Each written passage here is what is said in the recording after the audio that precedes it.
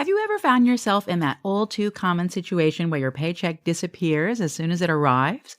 Do you feel trapped in a cycle where, despite a rising income, financial freedom still seems just out of reach? What if I told you that the number one reason people fail with money isn't tied to how much they earn, their investments, or even the economy? In America alone, 78% of the workers live paycheck to paycheck regardless of their income levels. As it turns out, the real culprit is far more personal and psychological. In his best-selling book, The Psychology of Money, award-winning author Morgan Housel dives deep into the surprising ways our emotions, biases, and misconceptions influence our financial decisions and behaviors. By understanding the hidden psychological forces that drive our relationship with money, Housel argues, we can make better choices and avoid costly mistakes. In this video, we'll explore key insights and practical takeaways from the psychology of money. Specifically, you will learn how to identify your own money story, debunk some common money myths, and use the power of compound interest to build wealth. Let's begin by first understanding your money story. How is your relationship with your money? Are you risk-averse, or are you more comfortable taking financial risks? We all have our own relationship with money. This relationship is shaped by things like how we were raised, our life experiences, and the culture around us. Morgan Housel calls this our money story. It's essentially how we see and handle financial decisions, risks, and opportunities. Let's say you grew up in a family that had to pinch pennies. You might find yourself being more cautious with money. You're always saving rather than spending. Now, if you were raised in a wealthier household, you might not think twice about taking a financial gamble. When you understand your money story, it'll be easier for you to find the biases that might be holding you back. Take Grace, for example. Grace is someone with a successful career and a healthy savings account. But despite this, she's always anxious about her money. This anxiousness she's feeling all goes back to her childhood. Grace's parents were extremely frugal and always worried about money, even though they were actually quite well off. It took Grace a while to see that her worries were rooted in her upbringing, not her actual financial situation. Once she realized this, she began to make decisions based on her actual needs and goals rather than her fears. Like Grace, you can also uncover your own money story and take steps to change them. The process is simple. Start by thinking back to your earliest money memories. What did you learn from your family, friends, and even your community about money? How have these lessons shaped the way you handle your finances today? Also, think about how you feel when you spend money. Does it make you anxious or guilty? Do you think of money as a measure of your worth? Your emotional reactions can give you insights into your deeper beliefs about money. After you've reflected on these points, the next step is to rewrite your money story. This might mean challenging old beliefs, setting new financial goals, or looking for new role models. At the end of the day, it's all about deciding the story you want to live out from here on. As Housel puts it, your personal experiences with money make up maybe 0.000000001% of what's happened in the world, but maybe 80% of how you think the world works. So, if you want to have a healthier relationship with money, you need first to understand and reshape your money story. Then, be aware of the misconceptions about money. What are these misconceptions? Well, one popular belief is that money can buy happiness. It's true that having enough to cover your basic needs is essential for well-being, but Morgan Housel argues that after reaching a certain financial threshold, more money doesn't necessarily equate to more happiness. What's more important is how you use your money. Does it support your values and life goals? If not, it might be time to reconsider your spending habits. Another common myth is that investing is just like gambling. This isn't true at all. Housel explains that gambling involves making short-term, high-risk bets, hoping for a quick return, whereas investing is about playing the long game. It involves thoughtful decision-making, understanding your financial goals, and knowing how much risk you can handle. The key is to approach investing as a marathon, not a sprint, and to have a well-thought-out plan that you can stick to over years or even decades.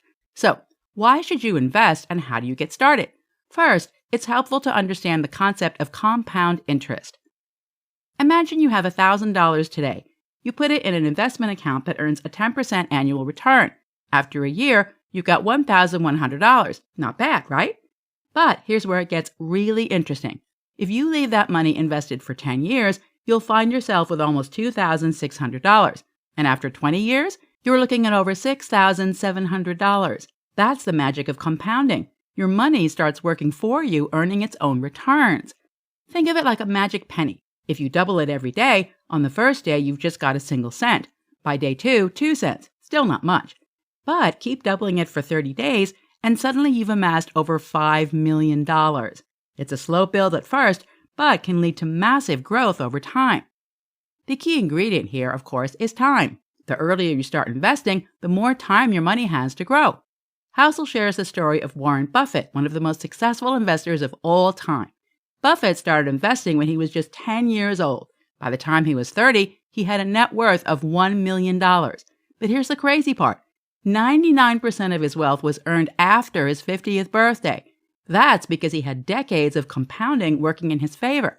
Now, most of us aren't going to be the next Warren Buffett, but the principle still applies. Even small amounts invested regularly can add up to big sums over time. Let's say you invest $500 a month starting at age 25. If you earn a 7% annual return, you'll have over $1 million by the time you're 65. But if you wait until you're 35 to start investing, you'll only have around $550,000. That's the cost of waiting just 10 years. Of course, investing isn't without risks, but as Housel points out, the biggest risk is often not investing at all. By sticking to cash or low-yield savings, you're actually losing purchasing power every year due to inflation. Investing in a diversified mix of stocks and bonds, however, has historically beaten inflation over the long run. The bottom line is this. If you want to build wealth over time, you need to harness the power of compound interest. Start early, invest consistently, and let time work its magic.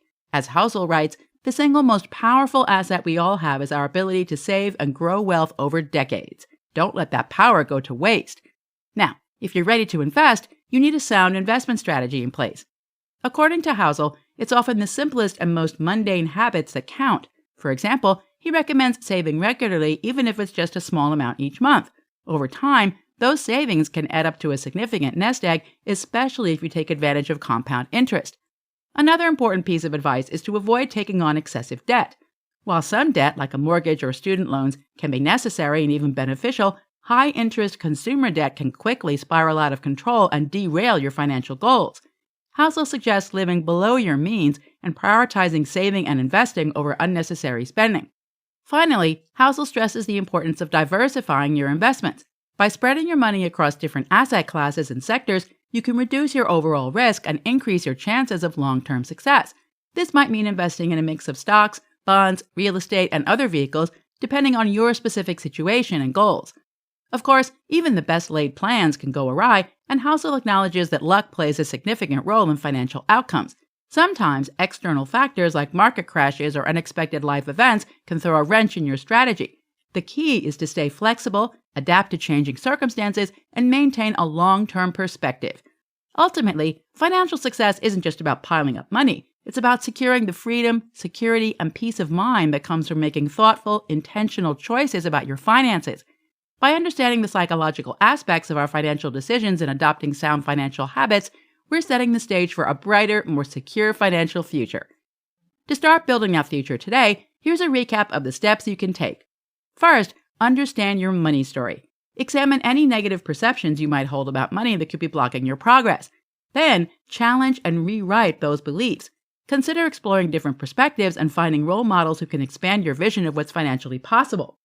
Next, debunk the misconceptions surrounding money. As we've discussed, the idea that money can buy happiness isn't entirely true, and it's crucial to understand the difference between investing and gambling.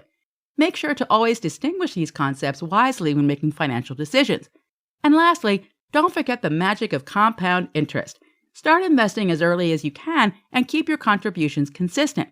Spread your investments across different asset classes and sectors to reduce risk and boost your chances for long-term gains.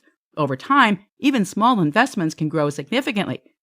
In the end, true financial success means understanding your attitudes and behaviors around money, leveraging the power of compound interest over time, and adhering to proven principles like saving regularly, avoiding harmful debt, and diversifying your investments.